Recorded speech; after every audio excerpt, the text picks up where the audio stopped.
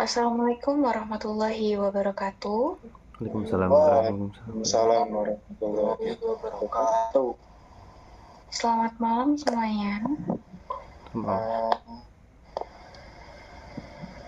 Terima kasih sudah hadir pada diskusi malam hari ini. Sebelumnya, perkenalkan dengan saya Ria Devardana dari Departemen Tata Boga dan rekan Saya Muhammad Rinuha Al-Faruq dan saya dari Departemen Teknik Sipil dan Pembangunan. Nah, saya sendiri dari Prodi Pendidikan Teknik. Baik, hari ini kita akan membahas topik tentang cara penilaian pembelajaran yang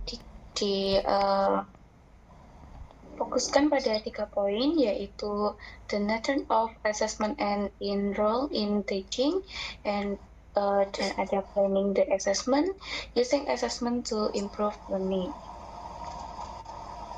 Baik, sebelumnya ketiga narasumber kita boleh berkenalan terlebih dahulu. Ya, perkenalkan, nama saya Bening Mahanani dari Prodi Pendidikan Bahasa Inggris. Saya Hanan Aulia Rahmaji dari Pendidikan Teknik Bangunan. Nah, pada kesempatan malam hari ini kita akan berbicara tentang bagaimana kita memahami konsep belajar, ya teman-teman. Nah, selain itu aku kan di sini sebagai host ingin bertanya kepada kalian ini beberapa terkait dengan poin-poin yang udah disampaikan oleh Mbak Relia tadi nih teman-teman. Nah, aku minta bantuan teman-teman buat bisa bantu jawab pertanyaanku ya. Oke, siap. Nah, gini teman-teman, aku mau tanya nih. Jadi tanpa kita sadari, kita itu kan sering menilai seseorang, menilai perilaku seseorang tersebut ya. Nah, menurut kalian, kalau kita menilainya dalam konteks pembelajaran, apakah penilaian seharusnya cuma lihat hasil akhir atau juga prosesnya? Menurut kalian gimana? Oke, jadi pertama menurutku ya, jadi kayak penilaian itu kalau memang kayak objektifnya ya, kita kan lihat hasil akhir ya. Tentu saja hasil akhir itu penting ya. Tapi banyak yang terlewat dalam proses-proses di tengah-tengahnya itu gitu. Jadi memang cara konvensional kita menilai sesuatu itu pasti dari hasil akhir ya. Kayak misalnya ngerjain matematika, rumusnya mau pakai rumus apapun yang penting hasil akhirnya kan benar gitu ya. Tapi juga perlu diperhatikan ya, gimana apakah proses itu proses yang benar gitu, atau cuma proses asal-asalan tapi ya syukur aja yang satu hasilnya benar tapi nggak konsisten. Nah, kayak gitulah itu menurutku sih. Kalau menurut gimana Mas Anan? Kalau menurutku sih ya Mas ya, hasil akhir sama prosesnya itu dua-duanya tidak bisa dipisahkan Mas. Ya, bisa dijelaskan Mas? Maksudnya gimana ya? Karena hasil akhir itu hanya menunjukkan apa yang sudah dicapai dalam prosesnya Mas. Kalau prosesnya baik, hasil akhirnya mungkin juga baik. Nah, dalam pendidikan tujuan utamanya itu bukan hanya hasil akhirnya, misal hanya dapat nilai tinggi, tapi bagaimana kita dalam menempuh suatu pendidikan memahami, berusaha, dan tumbuh dari proses itu. Nah, kalau proses itu sudah baik, pasti hasil akhirnya juga baik. Mungkin itu aja saja Mas dari saya sendiri. Lanjut. Kalau menurut saya sih, pandangan saya ya, sebenarnya penilaian itu nggak cuman melihat dari hasil akhir sih Mas. Kita juga harus objektif dengan melihat proses pembelajaran pada siswa. Nanti seterusnya kita dapat mengapresiasi proses belajar sebagai motivasi untuk siswa ke depannya. Oh, jadi seperti itu. Nah, tadi kan kalian bicara tentang terkait belajar itu harus berproses dan setiap pembelajaran itu bagaimana prosesnya agar menjadikan lebih baik. Nah, kita kan hidup di zaman Gen Z ya. Lalu bagaimana menurut kalian dengan angkatan kita yang Gen Z ini tidak suka berproses, apalagi kayak Gen Z ini kan ya dia itu suka dengan apapun yang instan gitu teman-teman. Coba menurut kalian gimana? Ya pertama memang Gen Z itu kan kayak sesuatu yang instan itu kayak pengen gitu loh, kayak kalau misalnya pengen nilai bagus ya pengen cara yang paling mudah gitu, cara yang paling cepat gitu. Memang beberapa dalam beberapa case, dalam beberapa kasus itu nggak bisa gitu. Jadi memang beberapa kasus itu butuh proses memang gitu, dan prosesnya harus jelas dan harus benar gitu. Jadi kalau misalnya dibiarin terus ya kan, apalagi di zaman-zaman teknologi yang berkembang pesat kayak gini, kayak penggunaan AI terus kayak banyak banget sekarang itu kayak kasus-kasus plagiasi gitu, apalagi di kalangan mahasiswa di universitas gitu. Ya itu kan ya nggak universitas tok sih, banyak, tapi itu ya jadi tantangan gitu. Apalagi kan AI itu berkembang terus gitu. Jadi mereka kalau pengen cari yang instan memang sekarang banyak, tapi apakah itu dari kemampuan mereka sendiri kan ya enggak, akhirnya kan pengaruhnya kan ke edukasi mereka sendiri juga. Itu sih menurut saya.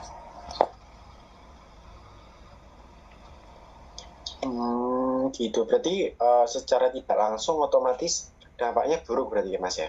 Iya. Apalagi dengan pandangan instan-instan seperti itu ya nggak bagus ke depannya gitu. Nggak ada, bisa ditambahin mungkin? Ada yang nambahin? Apa ada yang mau menyanggah? Nggak ada sih. Saya juga setuju sama statementnya Mas Bening itu. Setuju. Nggak ada yang instan. Iya memang sih. Iya. Kalau menurut saya sendiri sih, dengan mengacu statement pertama saya ya Mas ya. Ya. Kalau zaman sekarang ini memang kalau saya lihat-lihat itu tantangannya jarang ada orang yang menghargai proses. Jadi semuanya itu pengennya serba instan gitu. Iya betul sih Mas. Cuman ya ada positifnya, ada buruknya. Jadi kita nggak bisa menilai dari satu sisi aja Mas. Misal kalau baiknya, kenapa kok yang dinilai hasilnya? Karena apa ya Mas ya? Ibarat kalau kita berproses terus, tapi hasilnya nggak mumpuni, mungkin nanti malah kayak percuma gitu berproses. Cari siswa, apakah itu bisa disebut penilaian yang adil? Karena seringkali nilai ujian dianggap sebagai satu-satunya penentuan prestasi siswa, padahal setiap siswa memiliki usaha, sikap, dan cara belajar yang berbeda. Kalau dalam situasi di mana guru hanya menilai dan menilai ujian, bagaimana menurut kalian dan bagaimana cara guru bisa menilai secara lebih adil? Oke, jadi menurut saya ya ujian itu kan sebenarnya kalau menurut saya sendiri ya, ujian itu adalah kayak acuan aja gitu. Jadi itu cuma jadi acuan bahwa siswa itu mampu ndak gitu. Kayak pasti kan ada kayak di skor ujian itu skor sekian bagus, skor sekian biasa aja, skor sekian tidak lulus gitu. Nah itu menurut saya ya itu cuma jadi istilahnya tolak ukur, bukan jadi istilahnya kayak acuan gitu. Kalau misalnya memang tidak mampu kan pasti nilainya jelek kalau memang itu kemampuan dari dia sendiri gitu. Dan nggak boleh disamakan sama kayak orang lain yang nilainya bagus gitu. Jadi misalnya nilainya kurang, itu ya berarti memang perlu belajar lagi gitu. Dan kita harus mendukung mereka untuk belajar. Nggak boleh kalau nilainya jelek malah nggak kita peduliin gitu. Nah, apalagi malah dicampakkan ngurusin yang nilainya bagus. Nah, itu kan sebenarnya masalah di Indonesia tuh menurut saya ya, apalagi menurut pengalaman saya itu banyak yang seperti itu. Wong banyak murid yang sudah istilahnya mampu di akademik itu sudah nilainya bagus-bagus, malah gurunya itu peduli ke situ terus, ya kan, yang diurusi itu terus gitu. Malah yang nilainya kurang itu orangnya nggak peduli gitu. Nah dan menurutku itu harus diubah sih. Jadi ya menurutku nilai itu jadi kayak tolak ukur bagaimana tindakan kita selanjutnya kepada murid itu gitu. Itu menurutku.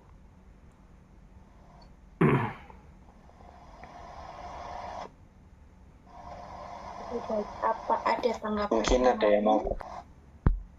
Kalau saya pribadi ya, kalau guru hanya menilai dari ujian, saya sebagai siswa gimana ya, itu kayak gak menghargai usaha dan semangatku sebelum ujian gitu ya. Dan untuk katanya Mas Bilin tadi kan kayak kurang lengkap gitu ya. Ya. Kan tadi Mungkin ya. Mbak Relia tadi mengatakan bagaimana agar guru bisa lebih adil gitu ya. Saya akan kasih biar supaya guru itu menilai dalam adil gitu loh, biar gak menilai dalam ujian akhir saja gitu. Yang pertama itu ada partisipasi kelas ya Mas ya. Guru juga bisa menilai dari situ, kayak oh ini muridnya berpartisipasi dalam kelas gitu. Dan tugas-tugas sebelumnya juga itu juga bisa. Dan mungkin gitu ya. Ya, dan mungkin juga kalau SMA nggak ada proyek sih kalau setahu. Oh ada. Untuk kelas 3 itu bisa nilai dari proyek juga. Dan sikap belajarnya, dan guru juga bisa menilai sikap belajar siswa itu. Seperti itu. Karakternya dari sikap belajarnya itu. Mungkin itu aja sih. Ya. Mungkin aku bisa nambah singkat aja. Jadi asas manusia itu kan memang memiliki kelebihan dan kekurangan. Jadi tiap manusia nggak bisa Mas disamakan gitu. Setiap orang punya kelebihannya masing-masing gitu. Misal contoh si A suka dalam berolahraga,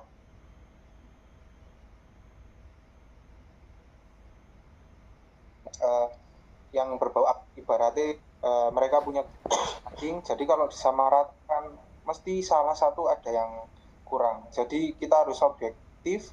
Balik lagi bagaimana cara kita menilai kedua orang tersebut, bagaimana prosesnya, bagaimana nanti hasil akhirnya gitu.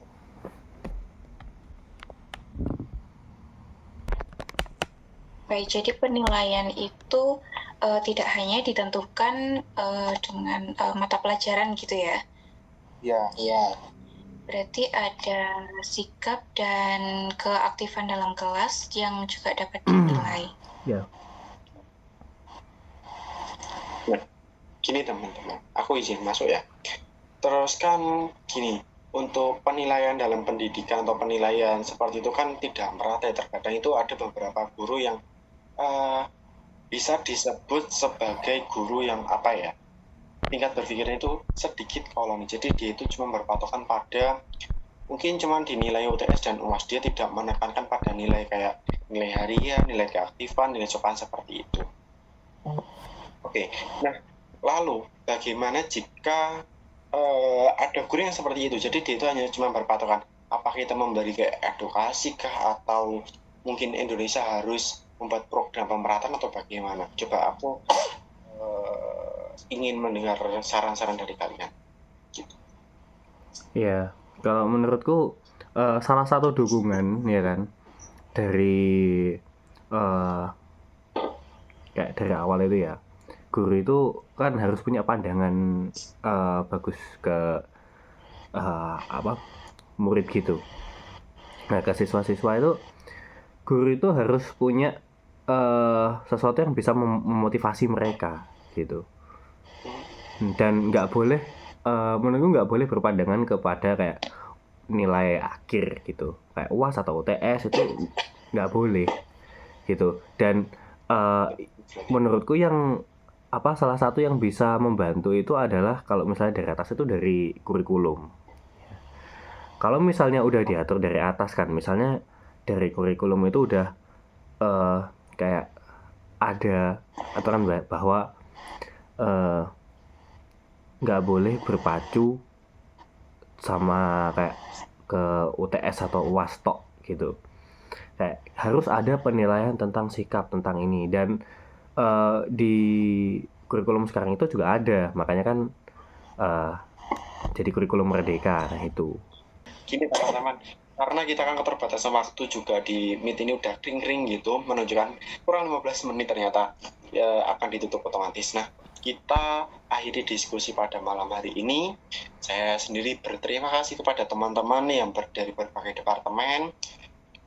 Saya sebagai host dua meminta maaf mungkin jika ada perkataan atau yang salah pada kalian. Mungkin Mbak Relia dilanjut. Terima kasih sudah berkesempatan bergabung pada malam hari ini. Terima kasih juga sudah mau berdiskusi pada malam hari ini dan menyampaikan beberapa materi yang sangat penting dalam penilaian pembelajaran. Jadi mungkin cukup untuk hari ini dari kami.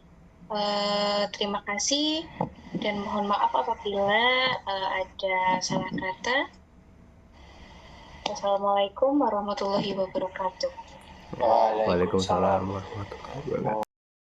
Oke, assalamualaikum warahmatullahi wabarakatuh. Dan nama saya Benny Manani selaku editor dan peserta dari juga dari narasumber di video ini.